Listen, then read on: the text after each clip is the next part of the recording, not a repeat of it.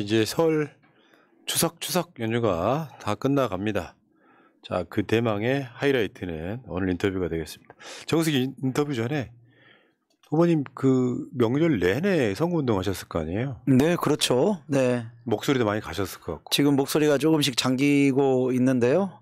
그때마다 지금 사탕도 먹어가면서 계속 프로폴리스인가요? 이렇게 저 벌꿀에서 나온 거 그런 거 입에 이렇게 뿌리기도 하고 그러면서 지금 지내고 있습니다. 이게 이제 공무원 하실 때는 네. 팔자 이런 날이 올 줄 몰랐을 겁니다. 그렇죠. 운명으로 받아들이고 있습니다. 네. 근데 그러고 이제 나한테 그게 다가왔을 때 네. 용기 있게 덤비는 사람이 있고 꼬리 빼는 박진영 같은 캐릭터도 있고. 저는 쫄봅니다. 가늘고 길게 살 겁니다. 네. 자, 알겠습니다. 자, 정식 시작할게요. 이번 방송은요, 새날뿐만 아니라 정봉주 TV까지 합방하는 굉장히 좀 아주 이례적인 방송이라고 생각하시면 될 것 같습니다. 그렇군요. 네. 그러니까 지금 전체로 보면은 둘이 합치면 구독자가 100만이 넘어요. 네, 네. 합치면. 워낙 유명한 뭐 유튜버 프로그램인 걸 너무 잘 알고 있습니다. 아, 감사합니다. 네. 예. 진교훈, 진교훈. 그 소리 들으면 요즘 저도 손이 올라갑니다. 요즘. 윤석열 정부에게 제대로 진교훈을 보여줘야 돼. 그렇죠. 진짜 교훈을 보여줘. 네, 진짜 네. 교훈을 시작하겠습니다. 네. 새날 정봉주 TV 두 방송이 합방하는 특별한 인터뷰. 오늘은 강서구청장 후보 진교훈 후보 나오셨습니다. 어서 오십시오. 네, 안녕하십니까. 19년 강서 사람 진짜 일꾼 더불어민주당 기호 1번 진교훈 인사드리겠습니다. 네. 보니까 말씀하시는 게 정치인 다 되셨구나. 이제 벌써. 자, 그리고 오늘은 정봉주 TV 새날 합방이기 때문에 정봉주 TV를 대표해서 박진영 민주연구원 부원장 나와 있습니다. 네, 안녕하십니까. 민주당 지방자치국장 10년 국가균형발전위원회 대변인 지방자치 전문가 15년 박진영입니다. 그러니까 민주당 최고의 전략가. 네. 네. 말씀 그렇지는 않고요. 다 들어서 알고 있습니다. 그리고 네. 박진영 부원장하고는 진짜 오랜만에 같이 방송해보네요. 진짜 한 몇 년 된 것 같은데. 늘 저는 보는 것 같은데 느낌이. 아니 그게 아니라 같이 방송하고. 그런가요? 정치 1번가 오리지널 멤버 때. 네. 네. 네, 알겠습니다. 자, 제가 진교훈 후보를 한번 소개를 한번 해드려 볼까요? 경찰대학 5기. 저보다 조금 더 선배시거든요. 한 2년 정도. 근데 네. 그 당시 경찰대학은요 서울대급이었어요. 우리 때는. 뭐 지금도 그렇지만 진짜 공부 잘해 가는 데입니다. 네. 그래서 저 장학금 때문에 가는 경우가 되게 많죠. 맞죠? 그렇죠. 저희도 집이 되게 어려웠고요. 그 어머니가 조그만 풀빵 가게를 하셨어요. 그리고 거기에 딸린 단칸방에서 저희 삼형제하고 어머니 아버지가 딱 누우면 한 방이 꽉 차는 그런 방에서 생활했었죠. 아이고 저랑 또 네. 똑같이 사셨구나. 그러니까 경찰대 가서 장학금 받고 네. 경찰대 다녀라. 그럼 이제 집이 좀 아버지가 좀 문무성 장학생 1호 정도 되면 서울대를 갔겠죠. 그렇죠. 잘 사는 집이면. 그때는 뭐 또 고등학교 같은 경우는 이제 서울대 진학률 이런 걸 굉장히 중시 여기기 때문에 당시에 선생님이 이제 서울대 진학을 이제 권했었고, 근데 이제 제가 집안의 형편이나 이런 걸 볼 때도 그렇고 또 제복을 입고 생활하는 것이 좋겠다. 어렸을 때부터 그런 생각을 좀 했었어요. 그래서 육사를 가려고 이제 생각을 했었다가 경찰대로 좀 전환을 뭐 한 그런 거였습니다. 어쨌든 제복을 입으면서 시민과 가까이서 생활할 수 있다는 것이 장점이라고 생각을 해서 이제 경찰을 선택했었습니다. 네. 근데 저도 이제 저희 아버지가 이제 경찰이셨는데 네. 남의 속도 물어봐. 야, 경찰대 가라 이러는 거야. 성적이 돼야 가지. 그러니까 진짜 서울대급이었어요. 맞아요. 그때. 제가 기억하기로 네. 한 5과목에 6과목밖에 시험을 안 쳤던 걸로 기억해요. 경찰대는. 1차가 이제 국영수 치렀고요. 네. 3차에서는 그 수능 그때는 수능이 아니고 학력고사 예, 그 점수를 그대로 반영했습니다. 아, 그렇습니까? 예. 그리고 이제 경찰 공무원을 33년 동안 하시다가. 네. 야, 33년이 참. 그러다가 경찰청 차장까지 가세요. 네. 소위 말하면 경찰청 넘버 2. 네. 넘버 2. 네. 그러면 이제 이런 거죠. 저기 지방에 있는 부산이라든지 좀 큰 도시의 경찰청장이나 네. 경찰청 차장이 중앙경찰청장 후보로 이렇게 포진해 있는 거예요. 네, 사실 그렇습니다. 그렇게 준 네. 거죠. 예. 국가수사본부장이 이제 최근에 생겨서 치안정감이 7명까지 됐습니다. 정원이 늘었네요. 전에는 6명이었고요. 네. 그래서 이제 서울, 부산, 인천 여기가 이제 치안정감이고 경찰청 차장 등을 비롯해서 6명이 있습니다. 네. 그러니까 이게 경찰 쪽에서는 완전 엘리트 코스를 밟아 오시다가 막판에 정치권으로 지금 투입돼 뭔가 운명이 확 바뀐 이런 거죠 지금. 1년이 퇴직한 지 1년이 넘었으니까요. 경찰의 색깔이 싹 빠졌죠. 네. 어떤 분은 검찰에서 나오자마자 대통령 당첨되신 분도 있는데 아직도 검찰물이 있잖아요 지금. 검찰하고 네. 경찰하고 완전 달라요. 완전 다릅니다. 경찰은 현장에서 민생 치안이라고 해서 이 시민들하고 같이 호흡하고 그렇죠. 성장하기 때문에 네. 솔직히 좀 이 표현을 그랬으면 굉장히 정치 잘하세요. 경찰 출신. 아 그렇구나. 좀 부드럽죠. 네. 부드럽고 응용력이 떨어지는구나 그쪽은. 폐쇄적인 공간에서 범죄자들하고만 놀잖아요. 여기는 실제로 경찰이 하는 일이 치안의 유지와 그다음에 국민들의 안정을 이렇게 네. 책임지는 거기 때문에 이야기 들어보니까 그 황운하 의원이 경찰청장 할 때 지방 뭐 했잖아요. 네 지방청장 하실 때 진교훈은 엄청 브레인이어가지고 경찰에서 큰 프로젝트 해보셨으면 다 진교훈이 쏟다고. 네. 뭐 머리가 되게 좋으신가 봐요. 그 우연히 이제 일을 기획 업무를 이제 경감 때 네. 시작을 하다 보니까 TF가 생기면은 이제 그 TF라고 하는 건 어떤 새로운 정부가 바꿔지거나 어려운 일이 있으면 만들어지잖아요. 네. 그때마다 이제 또 불려서 가고 이제 그렇게 하다 보니까 TF 전문가라고 이제 소문이 나 있습니다. 그 머리가 좋다는 뜻 아니에요? 네, 아이 뭐 네. 모르겠습니다. 그리고 이제 그런 일을 계속 하다 보니까 경찰청장 인사청문회 준비 팀장이 이제 사실은 총경 때 한 번 하기도 쉽지가 않은데 그렇죠. 네. 저는 연달아 3번이나 인사청문회 준비팀장을 3번씩 하고 막 그랬습니다. 그래서 이제 대내적인 일만 했던 것이 아니고 기획과장도 역대 최장기로 제가 이제 기획조정과장을 했는데 그러다 보니까 행안부, 기재부, 뭐 국회 이런 많이 나오셨겠네요. 업무들을 많이 했죠. 네, 네. 그래서 이제 저는 요즘에도 그런 이야기를 하는데 대외 협상 능력 그리고 그 조정 능력 이런 것들이 남들보다 많이 경험했다 이런 말씀. 그게 정치력이에요. 원래 군대도 행정을 경험하게 만드는 사람들 있잖아요. 그 사람들 나중에 뭐 육군 참모총장이나 국방부 장관으로 키우려고 하는 그 라인 인맥이 있어요. 네. 경찰에서는 그런 분이 아니었을까? 그러니까 경찰계의 박진영? 아니에요. 저는 엘리트 코스가 아니고 야인 단란문 코스였고. 저는 경찰계의 푸른 나무가 되고 싶습니다. 또 뭐지 검경 수사권 조정이나 그 국가수사본부 이런 일들도 다 해보셨겠네요. 2011년도에 이제 그 경찰 수사구조 개혁단에 협의조정 팀장을 했습니다. 아, 네. 그래서 그때는 처음 이제 우리 그 형사소송법이 그 제정된 게 1954년에 제정이 네네. 됐는데 처음 개정된 시점이 2011년도예요. 이야. 그때 개정이 뭐 많이 개정된 건 아니고요. 경찰의 수사 개시 진행권이 형사소송법상에 처음 인정이 되고 그러다 보니까 검사의 수사 지휘권은 남아 있는데 경찰의 수사 개시 진행권이 처음 인정이 된 거예요. 네. 충돌이 되기 때문에 검사의 그 수사 지휘의 범위를 어떻게 할 것이냐라고 하는 걸 대통령령으로 정했던 적이 있습니다. 그때 네. 제가 이제 협의조정 팀장을 했고 검찰하고 2박 3일인가 나중에는 합수협상까지 했던 기억이 있습니다. 야. 네. 그래서 그때는 국무조정실에서 이제 그 조정 역할을 담당해 가지고 저희들한테 뭐 양재역 뭐 몇 번 출구로 일주일간 그 옷이나 이런 걸 준비하고 와라. 네. 그래서 어디로 가는지도 모르고 일주일 동안 필요한 그 뭐 네이라든가 이런 걸 준비해 가지고 그다음에 자료 같은 거 준비해서 양재역에 도착해서 출구로 올라갔더니 버스를 대절해 놓고 타라 해서 탔던 기억이 있어요.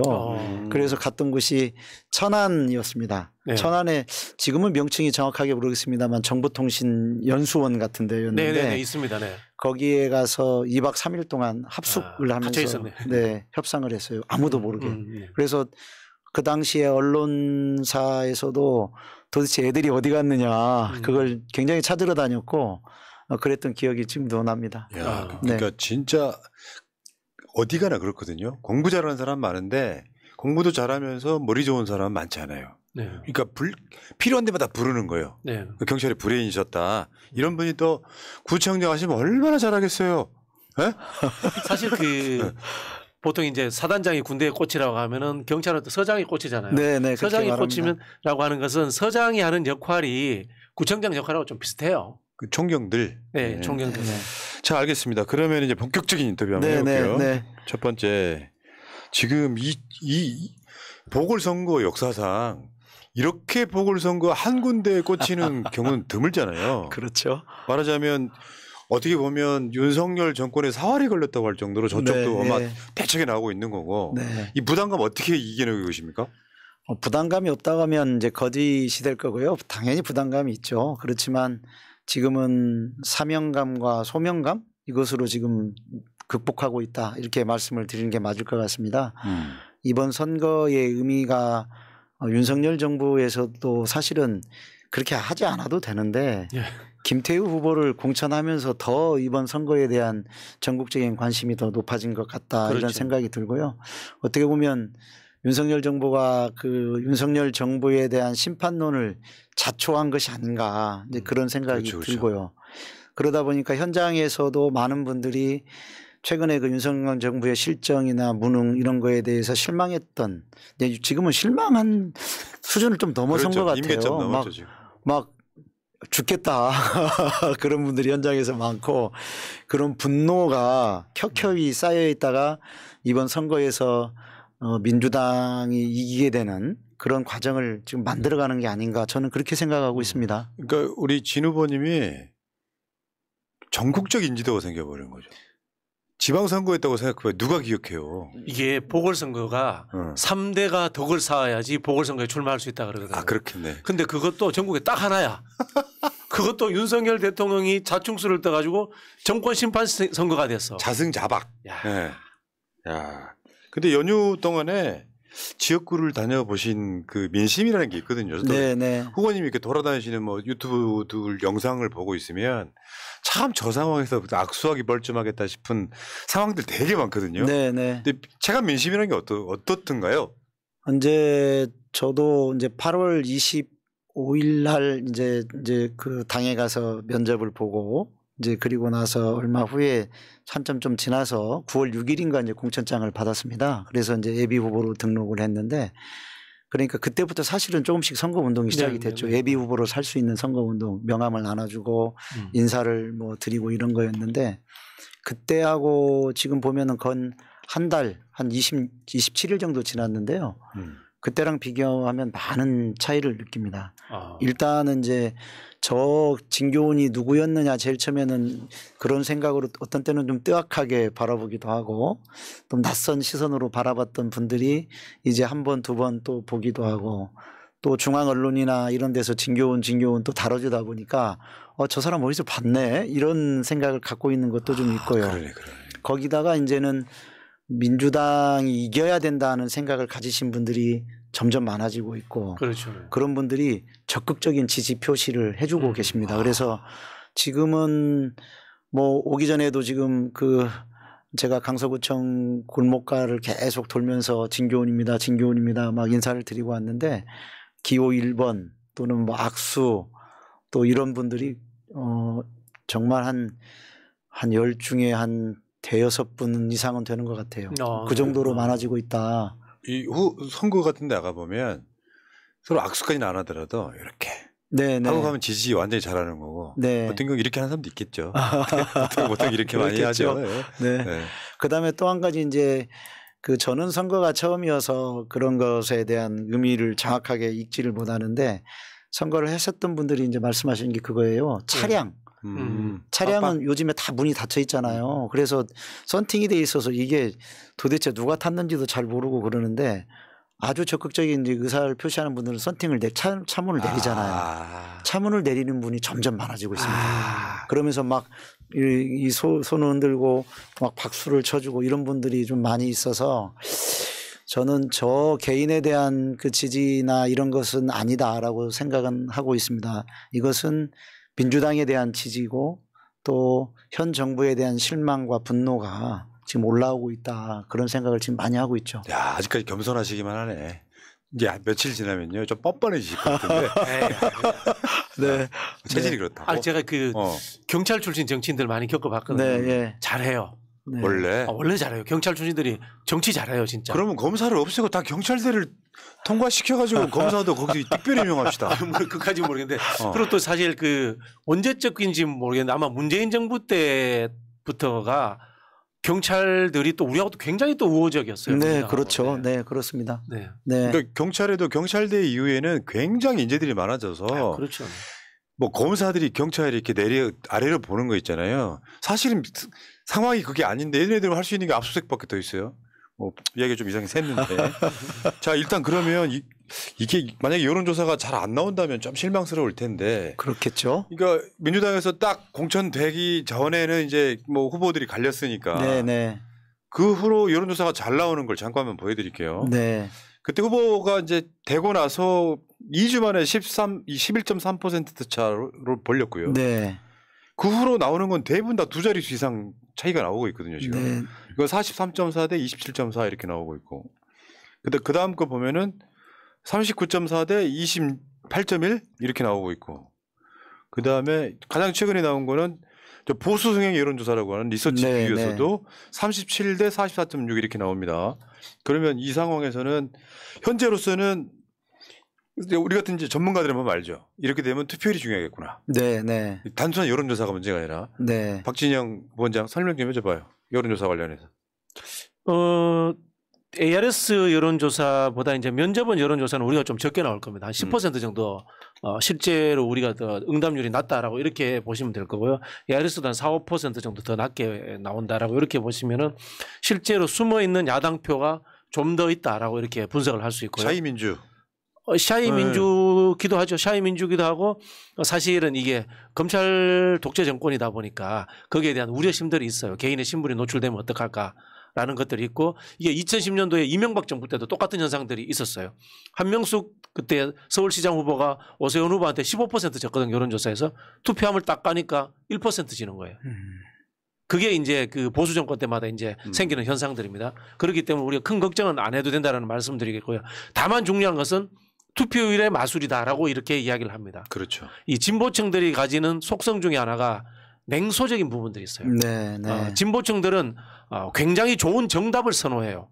보수층들은 정답보다는 그래도 대충 묻어가자 이런 게 되는데 그런 부분이 있기 때문에 우리가 선거운동할 때 보다 선명하게 해야 되고 보다 공약이라든가 이런 것들을 정확하게 해가지고 냉소적이거나 정치 혐오층들을 많이 투표장에 끌어들이는 거. 네, 네. 이게 사실은 가장 중요한 전략이 될 것 같아요. 네.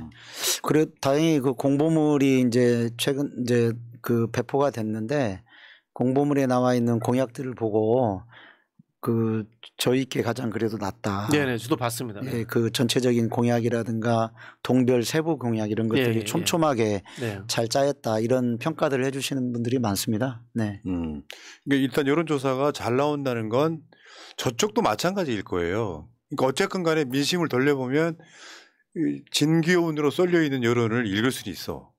문제는 이따가 뭐 투표 동료도 하겠지만 결국은 투표율이다. 그러니까 진짜 저는 이런 보궐선거에 사전투표 이틀 있고 본투표 있어도 투표율 30% 넘기기 굉장히 힘들잖아요. 근데 30% 넘어가면 저는 진기온 후보가 왜냐하면 저 여론조사 전에 적극 투표층이라는 게 있잖아요. 그렇죠. 투표장 꼭 나갈 것이다 하는 사람들. 네. 이런 사람들은 그 여론에서는 거의 한 20% 이상 차이가 나버리니까 어쨌건 지금 초반은 굉장히 지금 잘 안착하시는 것 같아요. 네, 그래도 좀 다행인 것 같습니다. 근데 이제 그런 것 투표율을 저희들도 이제 많이 좀 우려를 지금도 하고 있고 투표 독려를 하고 있는데 저도 최근에 이렇게 돌아다니다 보니까 국민의힘 투표 종사원이 아니고 선거운동원들이 구전 홍보를 하는 게 어떤 홍보를 하고 있냐면 국민의힘이 아니고 고영일 7번 자유통일 뭐야? 7번 거기였나요? 하여튼 그런 데는 아예 대놓고 사전 투표를 하지 말라고 이렇게 권장을 하고 다니더라고요. 표를 도둑 맞는다 막 이러면서 그래서 야 이건 선관위에서 체제 부정인데. 그러니까요. 아직도 그렇게 부정 투표를 믿는 사람들이 있나 봐요. 그런 것보다 그래서 윤석열 씨가 선관위 사무총장을 자기 대학교 동기로 바꿨잖아요. 그럼 거기 더 이상 어떻게 하라는 거야? 자, 근데 사실 이 여론조사를 떠나서 이제 공식 선거운동 시작되기 즈음에 이재명 대표가 구속영장이 기각됐잖아요. 네. 실제로 그게 현장에서 차이가 있던가요? 분위기가? 차이가 좀 있죠. 전체적으로 보니까 약간 활기가 그 민주당 지지하시는 분들 입장에서 활기가 좀 있는 것 같아요. 네. 그러니까 이제 체포영장에 대한 그 국회에서의 가결 소식이 들렸을 때는 저희도 이제 아침 인사 막 이런 데 나갔을 때 막 뭐라고 하시는 분들이 많았어요. 네, 그렇죠. 민주당 똑바로 해라. 이재명 대표를 지키는 게 아니고 그것이 민주당을 지키는 일인데 왜 그걸 이렇게 모르느냐 이런 식으로 말씀하시는 분이 많았는데 이제 구속영장이 기각이 되고 나서 상당히 활기가 돌고 있다. 민주당을 지지하시는 분들이 또 그러면서 더 적극적인 지지 표시를 해 주시는 분들이 많아지고 있다. 이게 사실 연결돼 있는 것 같아요. 네. 이게 그러니까 민심이 변했다기보다는 진영 사람들이 사기가 올라갔다. 이게 정확한 표현일 것 같고. 네, 그런 점이 분명히 또 있는 것 같습니다. 그리고 사실 이재명 대표가 추석 명절 6일 동안 잘 쉬게 해줬죠. 덕분에 술을 먹어도 기분 좋고 뭐 그런 상황이었고 사실 이재명 대표가 당대표 되고 나서 전략 공천으로 후보를 딱 낙점한 건 진기훈 후보가 처음이잖아요. 이거. 저는 이제 개인적으로 이재명 대표와 좀 사적 인연이 있잖아요. 절대 뭐 그런 인센티브를 바라지 않습니다. 저도. 근데 그만큼 이번 보궐선거가 중요하고 그리고 또 우리 후보님의 경력 자체가 윤석열 정부를 심판하는 대척점에 있다라는 것이 딱 드러났기 때문에 이재명 대표가 본인의 스타일을 완전히 바꾸면서까지 그렇죠, 전략 그렇죠. 공천을 하지 않았나 맞죠. 그런 생각이 들어요. 그러니까 쉽게 표현하면 절대 그러실 분이 아닌데 네. 경선을 붙여도 장점도 있거든요. 네. 예를 들면 이렇게 활성화되는 측면도 있는데 여기서 전략적으로 봤을 때 진기훈을 공천하는 것이 가장 유리해라고 여러 가지 분석이 나왔겠죠. 거기 이재명 대표의 찐 사랑을 받으신 분입니다. 개인적인 그 인연이 전 없어서 제가 왜 전략 공천을 받았을까 생각해 보면은 어쨌든 이제 지지 기반과 외연을 넓히는데 좀 도움이 될 것 같다 뭐 이런 생각을 하신 측면이 있을 것 같고 또 상대 후보가 공격할 포인트가 좀 적다. 그렇죠. 근데 이런 것도 아마 염두에 둔 게 아닌가 이런 생각을 합니다. 요즘에 뭐 그 상대 측에서 저를 공격하는 포인트라고 하는 게 이제 전략 공천을 받았다라고 하는 게 그 포인트 좀 심각한 하잖아요. 그런 이야기들을 좀 하고 그다음에 이제 제일 처음에는 강서에 인연이 없는 사람으로 이렇게 그 낙인을 찍으려고 했는데 강서에 19년 살았다. 또 두 아이들을 여기에서 초중고를 다 졸업시켰다 이런 이야기를 계속 하고 다니니까 이제 그 이야기는 이제 쏙 들어갔고요. 더군다나 김태우 후보야말로 강서에서 2년 정도 거주한 것으로 제가 알고 있어요. 그러니까 실제로 거주한 것도 별로 안 되고 그래서 이제 그런 이야기를 더 이상 이제 꺼내진 않고 있습니다. 이제 공격할 포인트가 그래서 어저께 그 토론을 하는 데는 그런 이야기를 또 갑자기 꺼내더라고요. 민주당의 그 위원장 또 정책위 부위원장 이런 것들을 맡은 것이 이게 그 뭔가 그 자리를 주기 위한 것이 아니냐 뭐 이런 것을 가지고 이야기하길래 제가 속으로 좀 웃었습니다. 이게 우리 시청자 여러분이요. 언론이 프레임을 이렇게 짰잖아요. 검찰 출신과 경찰 출신. 네 그런 이야기가 이렇게 하면 잽도 안 되는 상황이에요. 아니, 솔직히 이 검찰 수사관이잖아요. 제가 급수 이야기할 수는 없는데 검사도 아니고 보이지도 않아요. 보이지도 않아. 그 공무원 체계에 들어가면은. 그리고 우리 학교 다닐 때 아까 말씀드린 것처럼 서울대 갈 만한 실력 가진 사람들이 갔던 곳이 경찰 대학이면 그런 식으로 프레임화 시키는 건 너무 웃긴 거죠. 사실 알고 보면. 검사 출신이 와왔던 제가 봐도 진기훈 후보한테는 사실 비교 대상이 아닌 거죠. 그렇죠. 그 사실 경찰청 차장이라는 게 보통 이제 뭐 1급 뭐 차관복급 이렇게 얘기하는데 보통 그 정도면은 비례대표 국회의원 영입됩니다. 그렇죠. 그 정도입니다. 군인으로 치면은 중장 대장급이에요. 경찰 가족도 검찰 가족에 비해서 엄청 크잖아요. 규모가. 네, 많죠.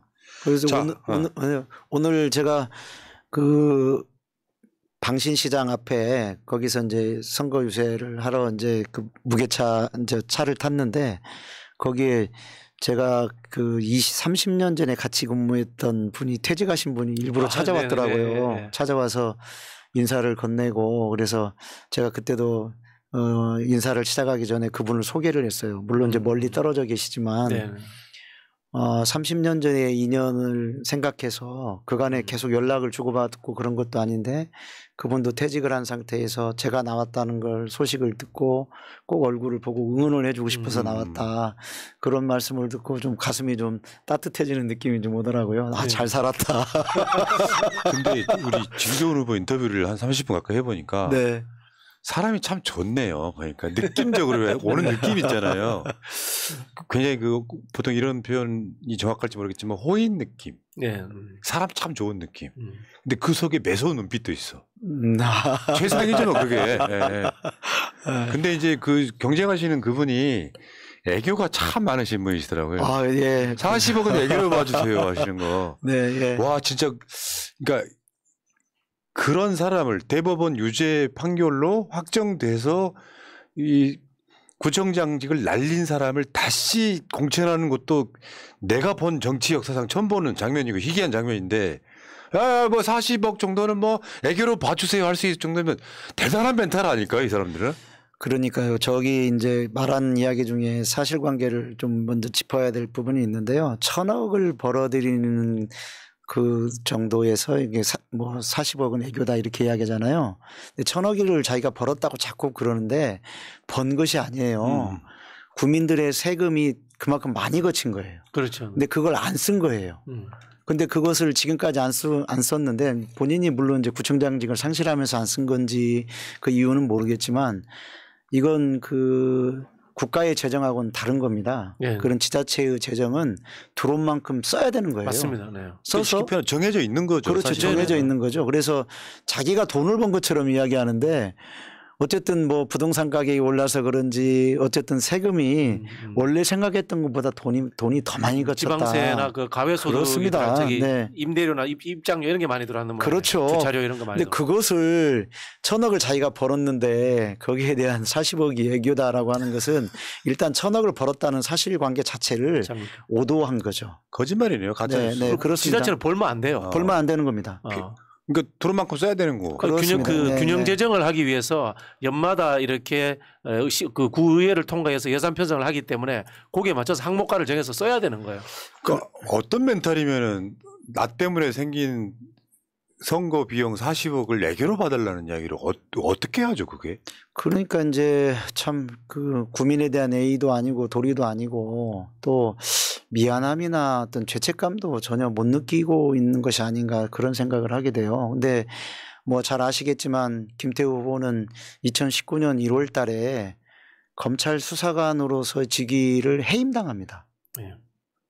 제가 오늘 시사 낮 방송에 다 설명을 해드렸어요. 그렇죠. 그 과정을. 그런 과정에서 이제 또 어쨌든 또 대법원에서 또 공무상 비밀 누설 혐의로 또 이렇게 1년 징역 1년에 집행유예 2년의 확정 판결도 있고 그런 와중에도 본인이 다시 구청장으로 나오겠다고 이렇게 한 걸 보면 참 보통 사람의 상식으로는 쉽게 이해하기 어려운 그런 그 생각의 구조를 가지고 있는 게 아닌가 이런 생각을 합니다. 그러니까 정상적인 뇌구조는 다시 나오겠어요.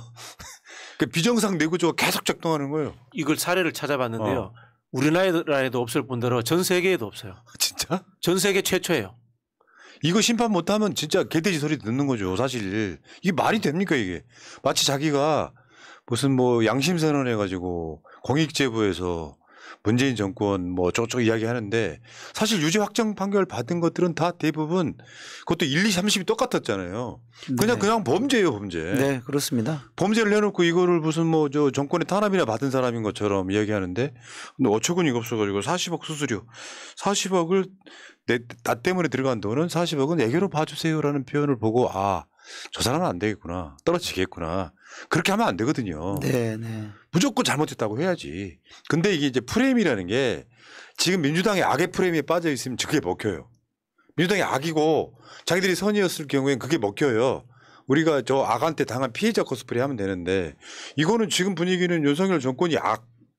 이렇게 프레임화된 상의 악이 자기 스스로 나 악이에요라고 지금 고백하는 거랑 똑같은 짓이거든요. 이게 말이 안 되는 거지. 강서구에 그럼 저기 한 20년 가까이 사셨나요? 네, 예, 그렇습니다. 강서구에 보시니까 어때요? 살기 좋죠? 저도 한 15년 살았는데. 예. 네, 살기 좋죠. 살기 좋은데 이제 강서 같은 경우는 이제 마곡이라고 하는 이제 신도시. 어떻게 보면 신도시처럼 개발이 그게 2005년도에 그 마곡 개발 계획이 처음 발표가 되고 18년에 걸쳐서 지금 마곡 지구가 형성이 됐어요. 그렇죠. 네. 상당히 그 강서 구민들의 땀과 노력, 역사가 있는 것이 마곡이다 이렇게 생각을 하는데 그런 반면에 또 이제 그늘이 좀 있습니다. 공항 네. 쪽하고 여기 구도심들. 그렇습니다. 네. 그게 이제 고도 제한 때문에 생기는 이제 문제들이죠. 네네. 그러다 보니까 빌라촌이 좀 있고, 그렇죠. 화곡동, 네, 방화동 뭐 그렇습니다. 이쪽이 많죠. 네. 그다음에 이제 기본적으로 한 97.3% 정도가 고도 제한의 영향을 받도록 돼 있어요. 그래서 재개발 재건축을 하려고 해도 사업성이 별로 안 나는 거죠. 그러다 보니까 공항 문제하고 공군 부대 문제 이게 같이 걸려 있는 거죠. 그럼 이제 김포공항 때문에 이제 김포공항 생긴 때문에 문제입니다. 생긴 문제입니다. 그래서 이제 많은 분들이 고도 제한 완화를 굉장히 요구를 많이 했고 네. 2014년도에 처음 이제 강서 구민들 한 33만 명 정도가 서명을 다 해서 15년도에 항공법이 개정이 됐고 이제 이번에는 이제 국제 민간 항공기구가 있습니다. 이카오라고 하기도 하고 아이카오라고도 하는데 거기에서 처음 국제 기준을 개정하는 초안을 이제 발표를 했어요. 이제 어찌 보면 고도 제한 완화가 점점 이제 가시권 안에 들어왔다 이렇게 이제 생각이 듭니다. 고도 제한은 그게 서울시로 가나요? 아니면 중앙부처로 가나요? 그건 이제 국토부로 가나요? 이카오의 국제 기준 개정안이 제일 중요합니다. 네. 국제 민간 항공기구. 네. 그게 중요하고요. 그걸 위해서 이제 국토부하고 서울시하고 협의해서 그쪽에 요구하고 또 그걸 받아와서 우리 국내에 항공학적으로 어떻게 그걸 적용할 것인가 그런 것들이 이제 검토가 돼야 되는 문제가 있습니다. 그런데 어쨌든 고도 제한 완화는 이제 가시권 안에 들어왔다 이렇게 말씀드릴 수 있고 그거와 이제 맞물려서 또는 그거에 관계없이도 또 이루어질 수 있는 재개발 재건축 단지들이 있어요. 그런 것들이 지금 우리 강서구에서는 이제 현안이죠. 그래서 그런 문제들을 지금 저도 당연히 추진을 해야 된다고 생각을 하고 있고요. 다만 추진하다 보면은 또 부작용이 생기잖아요. 거기 살고 있는 세입자 문제는 어떻게 할 것인지, 대체 이주지는 어떻게 할 것인지, 그렇죠. 그다음에 뭐 이사비라든가 거주 이전비는 어떻게 할 것인지 이런 문제들이 생기기 때문에 그런 것들을 세심하게 좀 봐야 된다. 개발 중심으로만 너무 흘러서는 안 된다. 그 부분은 또 저희가 주장하고 있는 거고요. 어쨌든 고도 제한 완화와 재개발 재건축 문제는 강서에서는 가장 먼저 이야기할 수밖에 없는 그런 이제 문제인 것 같습니다. 쉽게 표현하면 강서구는 일반적으로 서울 사람들 보기에 그렇게 특색은 없어요. 보면 특색 있는 그 구는 아니라고 저는 일단 네. 우리 강서구를 너무 쉽게 보시네. 그 뭐가 있어? 강서구가 강서구의 지금 특색이 뭐요? 서람물 재생센터도 있고 우장산공원도 있고 뭐또 뭐 있지? 잘하시네요. 우장산, 봉제산, 개화산, 저기 뭡니까 그거 우리 허준박물관, 허준박물관, 오세요 허준박물관, 허준박물관이 겸재 정선박물관도 있어요. 겸재 정선박물관도 있고. 아니 그리고 강서 삼절이라고 해가지고 강서구가 동작구를 엄청 뭐라 그러시네. 식물원 그 얼마나 멋지는데. 강서 삼절이라고 해가지고 서울에 있는 유일한 향교가 양천향교가 있어요. 그걸 알죠, 내가. 네. 그러니까 강서구라고 하는 지역을 이제 진교훈 같은 똑똑한 구청장이 들어오고 저는 다른 걸 떠나가지고 전체 어떤 성향이냐면은 사람이라면 국민의힘 안 들어간다고 생각하는 사람이에요.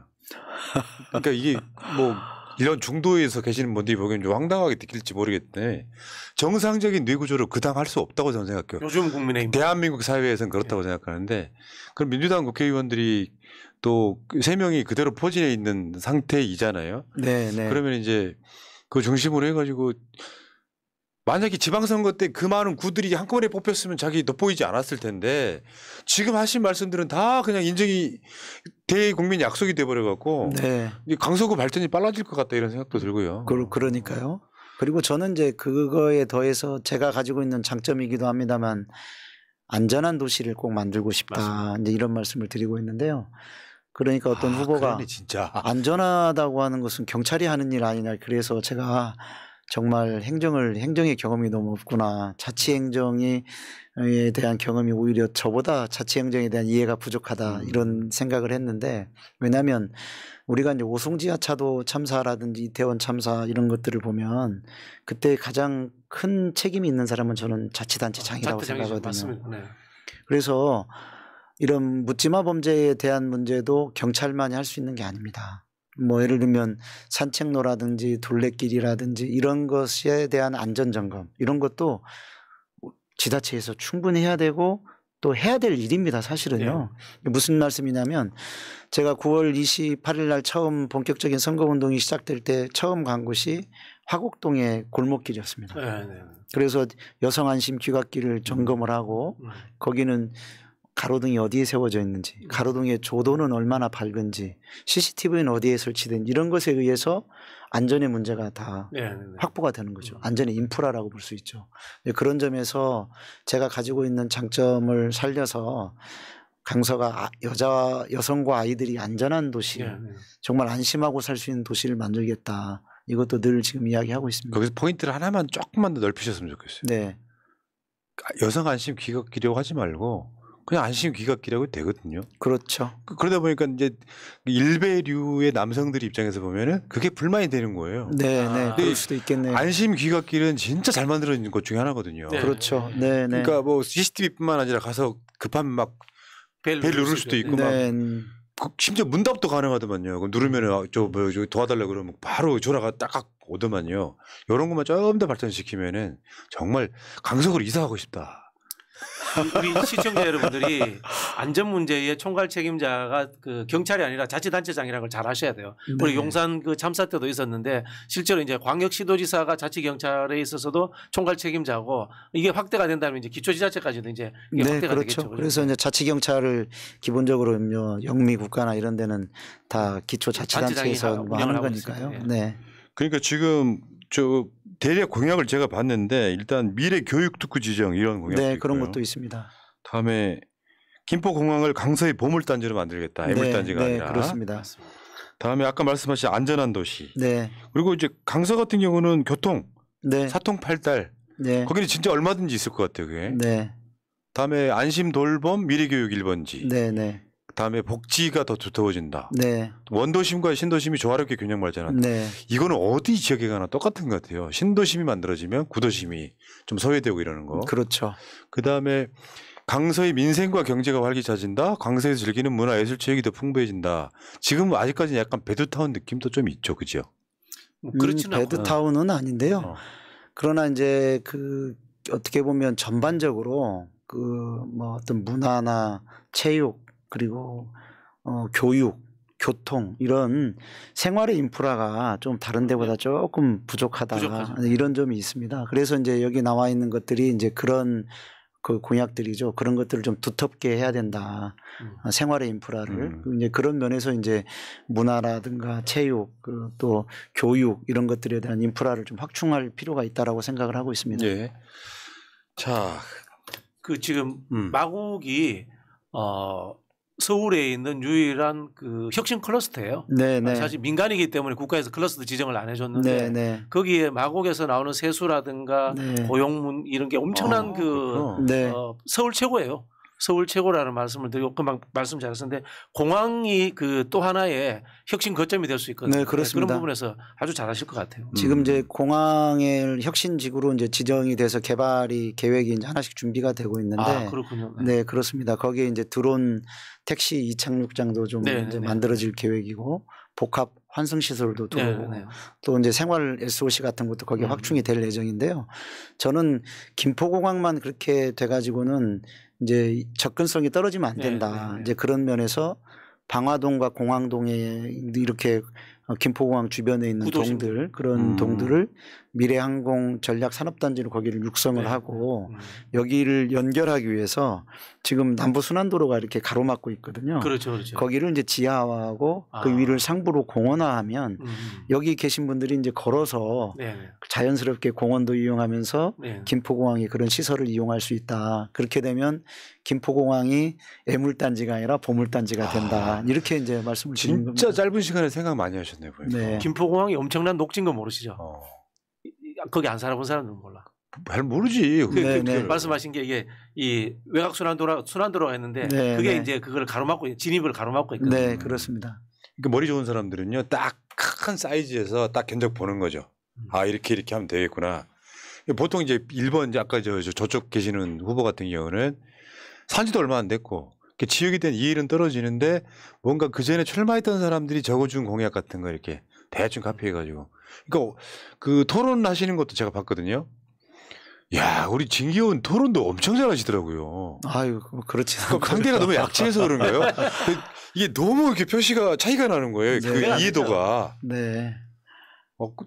야, 어떻게 저 토론해갖고 소감 어떠셨어요? 그러니까 딱 토론 한번 해보면 상대방 견적이 나오잖아요. 저는 이제 사실은 이제 토론을 하면서도 이번 토론은 강서 구민들이 보는 거라고 생각을 했기 때문에 가급적 공격적인 이야기는 잘 안 하려고 좀 했는데 한 가지 좀 제가 이제 느꼈던 점은 뭐냐면 김태우 후보가 여기서도 반칙을 좀 하는구나. 룰을 잘 어기는구나. 이런 생각을 했어요. 무슨 말씀이냐면 주도권 토론을 5분을 주면 5분 중에 한 1분 자기가 질문하면 상대방이 뭐 또 답변하고 또 1분 또 질문하고 이런 식으로 하게 돼 있어요. 근데 4분 30초를 자기가 막 다 이야기를 하더라고요. 그리고 나서 저한테 툭 던지는 거예요. 어디 그 장기술 배웠구만. 네, 그래서 아이고, 근데 제가 이제 그때 그러냐고 이제 제 속마음은 야, 여전히 반칙을 쓰는구나. 그러면 국회의원들 국정감사할 때 네. 그 스킬이네. 네. 자기 할 말 다 하고 네. 말 못하게 하고. 실력 없는 사람이 그렇게. 그렇죠. 아. 그렇죠.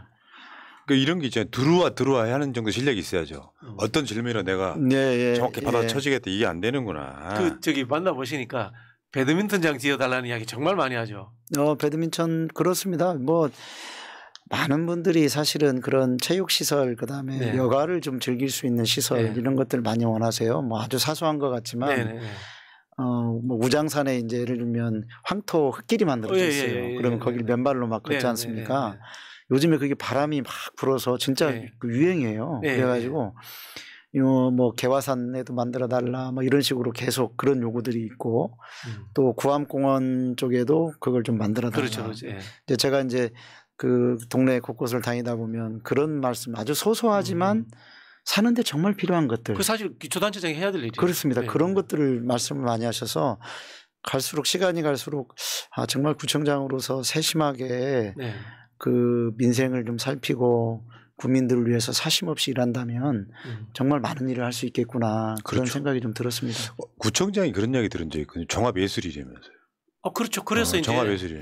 그 우리가 이제 그 문재인 정부 때 생활 SOC 복합화 사업이라는 걸 했어요. 네. 그게 뭔가하면은 인간의 삶이라는 것 자체가 복지부 삶, 뭐 행안부 삶, 뭐 문화부 삶 떨어져 있는 게 아니잖아요. 그래 한 곳에 모든 것이 모아져 가지고 그걸 실현하는 게 사실은 지방 정부거든요. 네.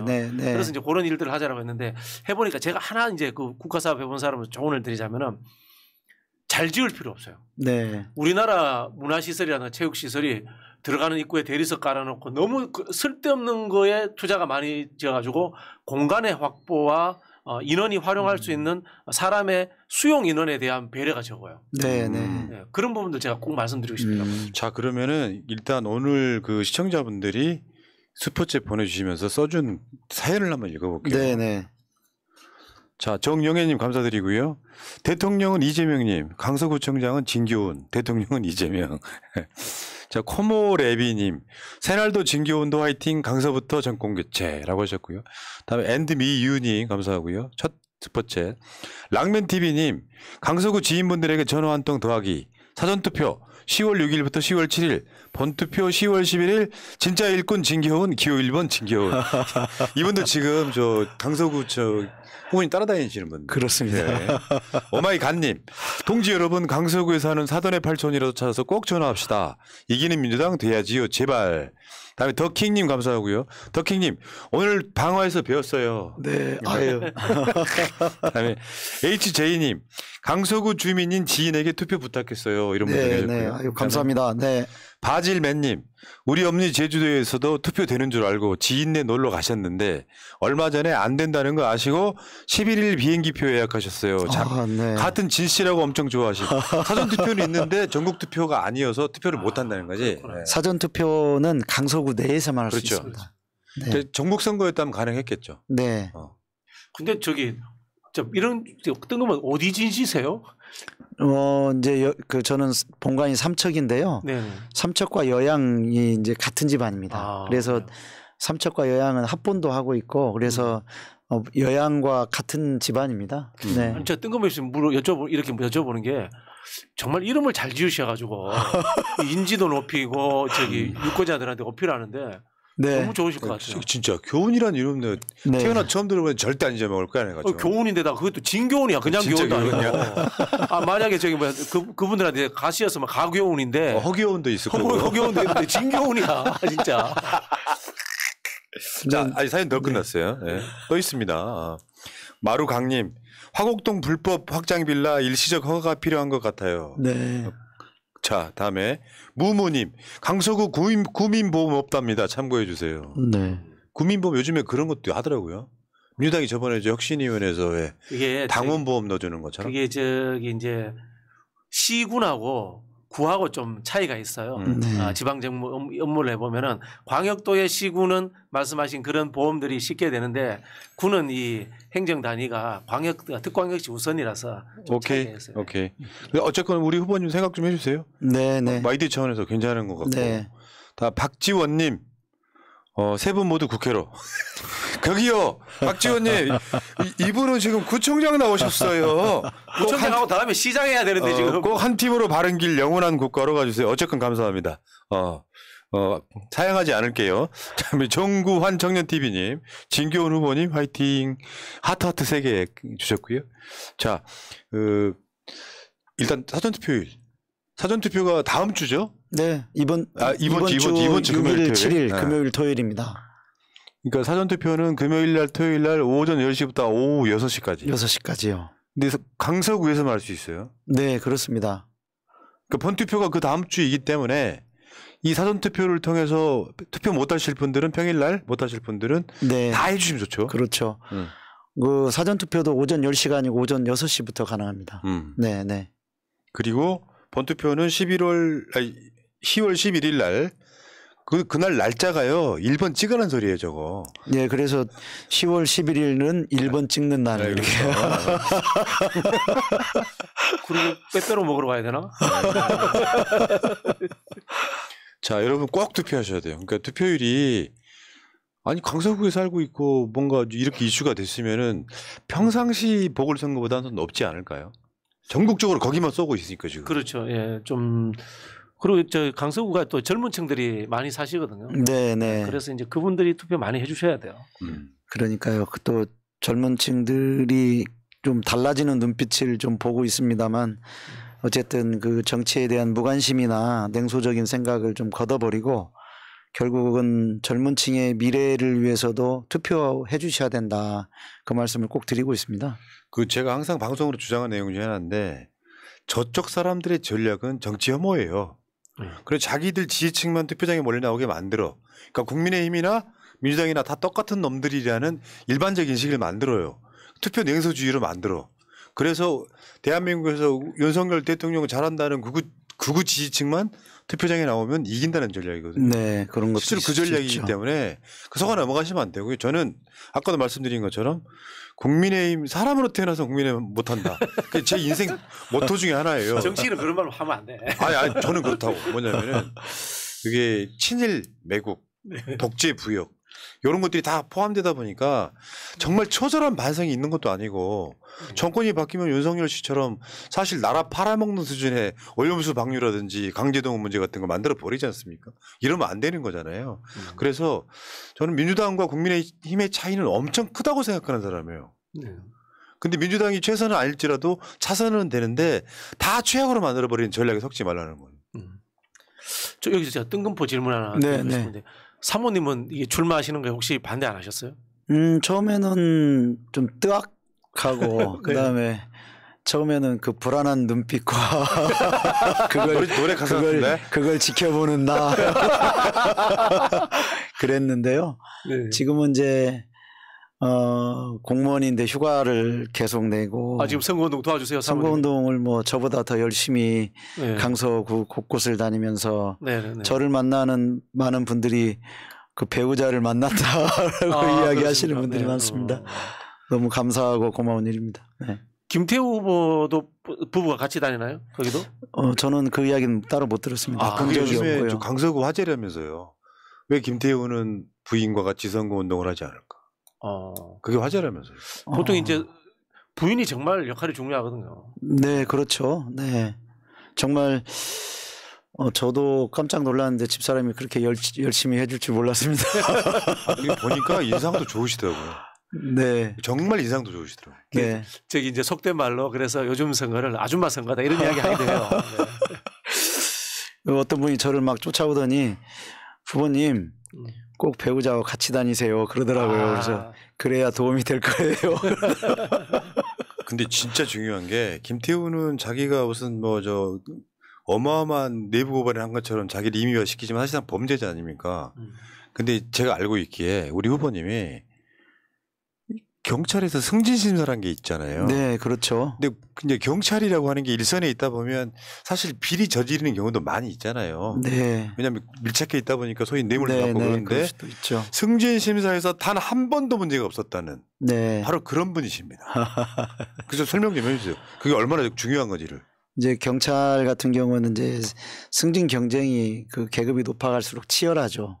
이게 첨탑형 구조라고 막 그러는데 13만 경찰 중에서 치안 정감은 7명, 그 밑에 치안감 이제 흔히 말하는 뭐 투스타 계급 정도에 해당나는 그 계급 지방경찰청장이죠. 그런 계급은 27명 정도밖에 없습니다. 그래서 이제 올라가는 과정이 굉장히 치열하고 그런데 그때마다 이제 예를 들면 투서도 있을 수도 있고 내부에 있는 직원들에 대한 평판들을 조사하잖아요. 같이 근무했던 사람들이 이 사람에 대해 어떻게 평가하는지 이런 것들이 굉장히 중요한 이제 인사의 잣대로 작용을 하죠. 이제 그런 면에서도 한 번도 그런 문제가 제기된 적이 없다. 이러면 내가 얼핏 느낌이 어떤 느낌이냐면 원래 경찰에 입문할 때 경찰청장이 목표였던 사람인 거예요. 그럴 수 있죠. 당연히. 실제로 그렇잖아요. 그러니까 어떤 문제도 안 만드는 거지. 그러니까 원래 청년 결백한 것도 있겠지만 올라가는 과정에서 난 절대 비리 저지르면 안 돼가 몸에 체득되어 있는 후보. 맞습니까?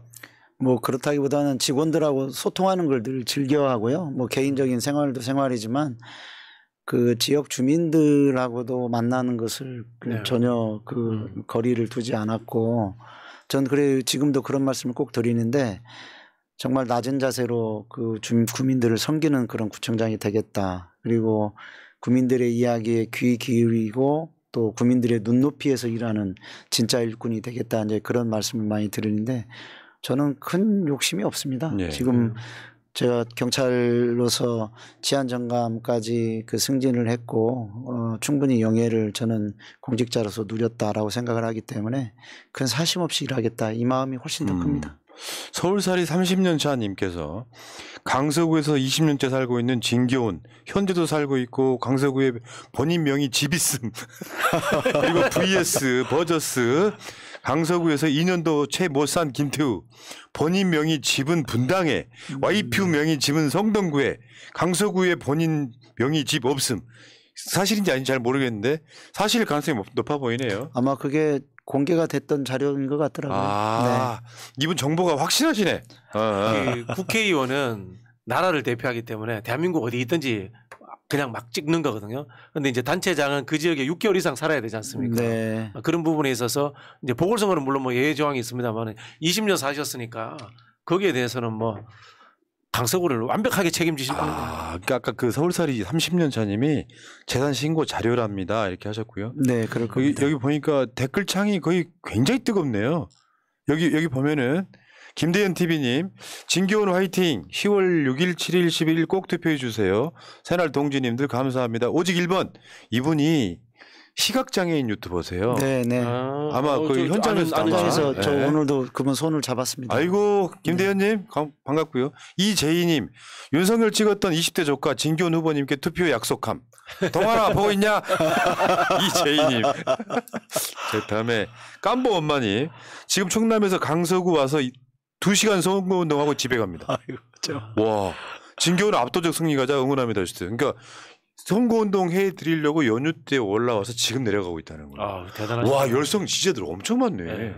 나중에 서울시장 가셔야 되겠고 그래야죠. 분위기가. 그게 아니고 이제 이재명 대표님을 지지하고 사랑하시는 분들이 이 강서 선거를 반드시 이겨야 된다 그런 마음으로 똘똘 뭉쳐서 저를 지금 좀 지지해 주시는 거거든요. 아 근데 후보님이 또 마음에 안 들면 그렇게 안 해요. 네. 그러니까 이재명 대표도 사랑하는데 후보도 보니까 마음에 드는 거야. 이게 일체가 돼야지 그게 되는 거죠. 예. 후보님 살짝 느낌이 저 형 이름 뭐야? 갑자기 이름 주불리. 아 저기 김병주 장군. 김병주 장군 좀 살짝 닮으셨어요. 그래요? 느낌이 좀 닮으셨어요. 야. 그분도 대장 출신인데 네, 워낙 소탈하시고 그렇죠. 해가지고 네. 우리 당원들이나 지지자들 사이에 굉장히 인기가 많거든요. 네, 알고 있죠. 잘 알고 있습니다. 야, 그러니까 지금 전체적으로 분위기가 보면 이제 이재명 대표 지지자뿐만 아니라 일단 윤석열의 학을 띈 사람들 네, 이 그룹에서 이제 가장 큰 그룹은 이재명 대표 지지자 그룹일 것 같고 그렇죠. 다음에 이제 진보 쪽 그룹일 것 같고 네. 그러면서 이 상황에서 지금 진교훈으로 지금 다 분위기가 모아지고 있으니까 여론조사에 한 20% 정도 차이 나는 여론조사가 나오고 있는 게 아니냐. 지금부터는 굉장히 겸손하셔야 되겠어요.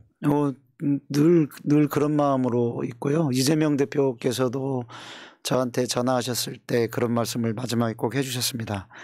늘 세 표가 부족하다는 마음으로 낮은 자세로 겸손하게 그리고 절실하게 호소를 해야 된다 이런 말씀을 해주셨고 저도 그래서 지금 여론조사는 사실은 뭐 말씀을 해주시는 분이 있어도 전혀 관심을 두지를 않고 네. 그리고 여론조사의 내용도 가급적 보려고 하지도 않습니다. 야, 진짜 훌륭하신 분이죠. 세표는 문학진 의원인데 문세표. 아, 그렇죠. 그런 간절함을 해야죠. 간절함을 그러니까 해야죠. 여론조사가 완전히 뒤집어질 수도 있다는 생각으로 뛰어야지. 지금부터 내가 그렇죠. 내 표를 모은다고 생각을 해야죠. 대표님 한번 그 강서구 현장에 오실 수 있겠네요.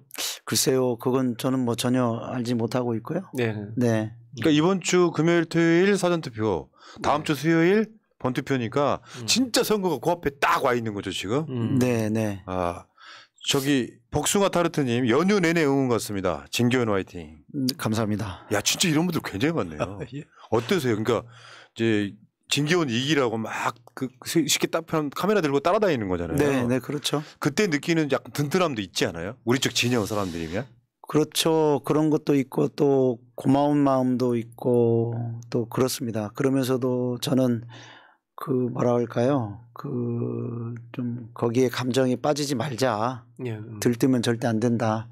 그런 생각으로 늘 스스로를 좀 자제하려고 하고 그런 생각을 가지고 일하고 있습니다. 그럼 지금부터 우리가 해야 될 일, 네. 강서구에 살고 있지 않아도 진교훈 돕는 방법은 많아요. 네. 뭘 어떻게 해야 될까요 지금? 일단 가장 중요한 것은 지인 찾기인 것 같습니다. 강서구에 살고 계신 아는 분이 있으면 꼭 연락을 해서 투표를 꼭 권장을 해야 되고요. 또 투표만 권장하시지 말고 당일날 투표한 다음에 투표한 내용을 본인한테 다시 내가 투표했다라고 전화해 주도록 하시는 거 이게 굉장히 중요한 것 같아요. 저는 이제 최근에도 어떤 분이 저도 모르는 사이에 누가 연락을 해서 연락을 받았다라고 하면 그분이 저에 대해서 갖고 있는 뭔가 어떻게 보면 아이스 브레이킹 하듯이 딱 너에 대해서 내가 알고 있어 라고 하는 그런 마음으로 다가오는 걸 느끼거든요. 그래서 지인 찾기가 굉장히 중요하다. 그리고 투표 권유 중요하다. 우리 집에 표가 엄청나게 많네. 아니 그래서 우리 집 사람이 그 공항초등학교 운영위원장 했고. 그러시면 예, 우리 딸은 공항초등학교 마곡중학교 네. 전교회장 출신입니다. 네. 표가 있네. 이제 성인이네. 몰랐어? 아니 저 박진영 부원장님 너무 관심이 없었던 거 아닙니까? 제 표가 몇 개이나 이것만 생각했는데 가족 표가 많네. 그렇죠. 그러니까 이런 거예요. 부산도 마찬가지고 제주도 마찬가지고 내가 아는 사람 찾아가지고 우리들처럼 다 고관여층이 아니에요. 네. 어떤 사람 그날 나 일 나가야 되는데 하실 분들한테 야야야 금요일 토요일 날 사전 투표 있어. 맞습니다. 네. 꼭 좀 해줘. 너 옛날에 나한테 그 2만 원 밀려간 거 내가 안 받을 테니까. 뭐 그런 식으로 뭔가 랩토크를 만들어 주시라 이런 얘기예요. 강서구에 일어난 선거인데 지금 전국 선거가 돼버렸잖아요. 네. 그러니까요. 진성준 의원하고 친척은 아니시죠? 뭔 친척이겠죠. 성씨만 같은 거. 요즘에 진진 브라더스라고 진진 하고. 브라더스. 아, 강서구 진진 브라더스 멋있다. 근데 문제는 이 선거가 이제 정권의 사활이 걸려 있다 보니까 저쪽도 만만하게 물러나지는 않을 거고요. 네. 우리가 자만하면 안 되는 거고요. 네. 그렇다 보니까 우리는 진짜 처음부터 다시 표를 모은다는 생각으로 한 발짝 한 발짝 다시 진군을 해야 되는 거고. 그렇습니다. 겸손 잃으시면 안 되고. 그렇습니다. 지금쯤이면 말 한마디가 말실수가 돼버리잖아요. 그렇죠. 지금 저 김태우가 40억 애교 발언이 말실수가 되는 것처럼 그 진짜 예민한 시기다 이렇게 보면 될 것 같습니다. 같이 경쟁하셨던 후보들은 많이 도와주죠. 네, 그렇습니다. 지금 다 그 캠프에서 공동 선대위원장도 맡고 계시고 또 많은 그 선대위원장들이 오셔서 직접 저 뭐 상황실장, 전략실장 뭐 하면서 그런 역할을 또 맡고 계시고요. 또 사무실에 또 계속 상주하시면서 돌아가면서 외부에서 오시는 분들 또 네. 안내해서 뭐 인사드리고 막 진교훈이 어떤 사람인지 설명하고 막 그러고 계십니다. 그러니까 내가 봤을 땐 캐릭터가 이제 나왔어요. 1시간 정도 지나니까. 친구들 중에 정말 FM이고 딱 고지식한 친구들 있잖아요. 딱 그것만 하는 사람. 이런 사람이 공직을 해야지. 우리 같은 남몽꾼들은 그거 하면 안 돼요. 그거. 혼자 가지 마시고 혼자만 하세요. 비리 저지르면 안 되고. 저는 그렇게 뭐 학교 생활을 FM으로 한 건 아니고. 아니 근데 대화를 해보면 알잖아요. 뭐 술자리를 딱 가면은 네. FM 들어서 하는 사람. 경찰들이 정치 잘해요. 잘하는 이유가 기본적인 이 치안이라는 것을 다루기 때문에 제도와 시스템 이런 데도 익숙하고 네. 사람들하고 많이 접하기 때문에 그렇죠. 또 세상 물정 알아요. 사람에 대한 이해가 있고. 사람에 대한 이해가 네, 그렇습니다. 근데 아까도 초반에도 질문을 드렸지만 이번 선거를 민주당이 이기고 나면 생기는 나비 효과는 어마어마한 거예요 지금. 그 어깨에 딱 이게 무거운 게 있어가지고 후보 본인은 좀 부담스러우시겠지만 이 선거는 무조건 이겨야 됩니다. 예를 들어서 아마 만약에 이 선거를 혹시나 짓는 상황이 온다 그러면 윤석열 정권에 날개 달아주겠죠. 언론들이 얼마나 장난질 하겠어요. 민심은 달랐다 뭐 이런 식으로 네, 하면서. 그러니까요. 그러니까 후보님이 잘하시는 것도 맞지만 후보님을 대상화하면 안 되고요. 후보님을 나라고 생각을 하고 내가 강서구에 안 살지만 뭔가 같은 선거운동 하는 느낌으로 띄워주셔야 된다는 부탁을 드리고 싶은 거예요. 그렇습니다. 그게 정말 중요한 것 같습니다. 꼭 투표를 해주실 것을 꼭 부탁드리고 싶고 투표해야 이깁니다. 투표해야 바꿔집니다. 그걸 꼭 말씀드리고 싶습니다. 자, 날고 싶은 닭 푸드득님, 진교훈 강서구 승리로 이젠 민주당 무도한 정권 대반격 출발점이 될 것입니다. 봐요, 이분도 수준이 높으시잖아요 지금. 아까 깜보마님이요, 저 충남 가셨다는 분 있잖아요. 네. 오늘 2시간 걸려서 강서구 와서 2시간 선거운동하고 2시간 걸려 집에 갑니다. 압도적 승리합시다, 진교훈 짱. 감사합니다. 이거 언제 비 다 갚아? 그렇다고 이게 물질로 갚을 수 있는 게 아니잖아요. 저기 그렇죠. 구청장을 잘하셔가지고 그럼. 차기 민주정부의 모습을 강서구에서부터 딱 구현해 주시면 됩니다. 예. 네, 네. 잼과 함께님, 같은 다 권리당원 딸이랑 진 후보님 응원하러 다녀왔어요. 마지막까지 화이팅. 네. 오늘 제가 알고 있는 개딸 여러분이 저한테 문자를 주셨고 진기훈 후보 나오는 걸 왜 미리 말 안 했냐고 막 응원하러 간다고 막 그랬는데 애들이 오면 시끄럽거든요. 그래서 조용히 있으려고 말 안 했어 일부러. 이거 퍼날하시면 됩니다. 다. 최대한 퍼날하시면 됩니다. 짤도 좀 만들어 주시고요. 네. 네. 네. 자 여러분 본투표가 돼도 좋고 사전투표가 돼도 좋고 일단 여러분들이 네트워크를 진기훈 후보 내가 진교훈이다 하시면서 네트워크를 좀 만들어 주시고요. 읍수 한 번 더 하세요 지금. 네. 존경하고 또 사랑하는 또 강서 구민 여러분, 또 민주당을 사랑하는 민주 그 당원 동지 여러분, 반드시 이번 선거에서는 투표를 해주셔야 합니다. 그래야 윤석열 정부가 자신들의 잘못을 되돌아볼 수 있습니다. 이번 선거에서 시민의 힘이 오만한 권력을 이기는 것을 반드시 보여주십시오. 꼭 부탁드리겠습니다. 절실하게 호소드립니다. 알겠습니다. 자 오늘 나와서 새날 나와서 뭔가 꼭 하고 싶은 이야기 역시 있으셨던 게 있을까요? 아직 이 이야기를 꼭 하고 싶었는데 까먹었다. 또는 물어보질 않아서 말을 못했다 하는. 그렇지는 않고요. 또 잘 리드를 해주셔가지고 할 말을 다 한 것 같습니다. 뭐 끝까지 저로서는 절실하게 마지막까지 한 분 한 분의 손을 잡고 인사를 드리고 한 표 한 표 저를 도와줄 수 있도록 또 그리고 민주당이 이길 수 있도록 호소하는 것이 지금으로서는 제가 해야 될 일이다 이렇게 생각하고 있습니다. 추석 연휴 전에 이재명 대표 영장 기각해서 기분이 좋았고 그다음에 진기훈 후보가 지금 윤석열 정권에 맞서서 지금 여론조사 잘 나온다고 하니까 기분 좋았고 그 다음 주면 또 일주일 후면 나오는 거죠. 그렇죠. 사실상 11일이니까. 선거 결과가 나오는 거잖아요. 그래서 또 이기면 또 기분 좋을 것 같고. 왜냐하면 이게 윤석열 정권 한 1년 한 5, 6개월 동안 거의 한 생명이 한 10년쯤 단축된 느낌이에요. 너무 심하니까. 그러니까요. 예. 그 분노를 그 실망감을 반드시 표로 심판해 주시기 바랍니다. 알겠습니다. 자, 오늘 정봉주 TV 새날 합동 방송으로 이런 경우는 거의 이재명 대표급만 할 수 있는 방송이에요. 왜 그러냐면 이게 각자 방송들마다 뭔가 자기 색깔 있잖아요. 네네. 두 방송이 합방한다는 건 거의 이재명 대표급이 돼야만 가능한 뭐 역사를 이루셨습니다. 지금 보니까. 이재명 대표님의 전략적 사랑을 입으신 분이기 때문에. 그러니까요. 근데 진짜 오늘 인터뷰해 보니까 사람 자체가 좋네. 그러니까 경찰청장 목전까지 갔던 이유를 알겠어요. 비리도 안 저지르고 인품도 있고 또 못 살아봤던 사람들 많이 아는 일종의 서민들의 삶을 안다니까요. 네. 제가 비슷하다고 그랬잖아요. 아까 새빵살 이야기하는데 울컥 눈물 날 뻔했다니까. 서울대 갈 수 있었는데 학비가 없어가지고 경찰대 간 사람 아니에요. 얼마나 잘하겠어. 네. 강서구에도 못 사는 사람 많을 거 아니에요. 그러면 그런 분들 한여름에 한겨울에 어떻게 사는지 관심 갖는 사람은요. 못 살아본 사람만 알아요. 강서 구민 여러분께 한 말씀 하십시오. 정말 그 낮은 자세로 그 구민들의 삶과 안전을 세심하게 살피는 그런 구청장이 되겠습니다. 구민들의 이야기에 귀 기울이고 그리고 구민들의 눈높이에서 일하는 정말 진짜 일꾼이 꼭 되고 싶습니다. 아마 이번에 제가 구청장이 되고 나면 얼마 시간이 지나지 않아서 구민 여러분들께서 반드시 이 말씀을 하실 거다라고 저는 생각을 하는데요.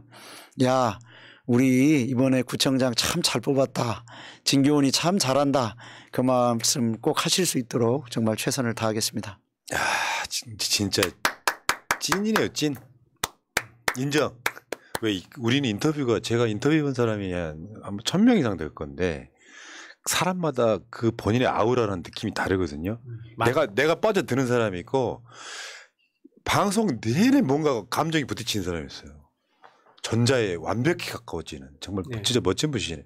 언젠가 당선된 뒤에 또 한번 모셔가지고 당선 그 1년 그런 인터뷰 한번 해봤습니다. 아유 좋죠. 네, 자 오늘 정봉주 TV 새날 공동방송 자 진교훈 강서구청장 후보님과 함께 좀 오붓하고 따뜻한 시간이 아니었나. 나 경찰 출신이라 그랬죠. 쩔었잖아요. 아이고. 자 방송 마치고요. 후보님 또 이제 다시 또 현장으로 보내드려야 될 것 같고요. 여러분 잊지 마세요. 사전선거 또는 본선거 무조건 나가셔야 되고 인맥 만들어주시고 진교훈 후보가 이기면서 우리의 반격이 시작되는 날이다 이렇게 생각하시면 될 것 같습니다. 방송 마치겠습니다. 고맙습니다. 감사합니다. 네, 감사합니다. 여러분 사랑합니다. 민주주의 평화 통일 다 죽어간다. 이대로는 놔둘 수 없다. 자 다시 한번 해보는 거야. 자 다시 한번 싸우는 거야. 자 손 맞잡고 어깨를 걸고 우리 함께 이기는 거야. 자 다시 한번 해보는 거야. 자 다시 한번 싸우는 거야. 자 손 맞잡고 어깨를 걸고 우리 함께 이기는 거야. 자 다시 한번 해보는 거야. 자 다시 한번 싸우는 거야. 자 손 맞잡고 어깨를 걸고 우리 함께 이기는 거야. 자 다시 한번 해보는 거야. 자 다시 한번 싸우는 거야.